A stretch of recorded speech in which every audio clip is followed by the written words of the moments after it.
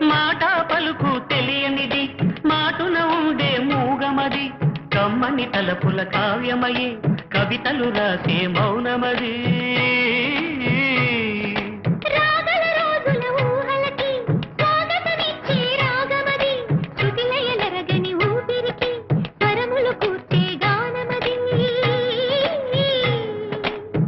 ఋతువుల రంగులు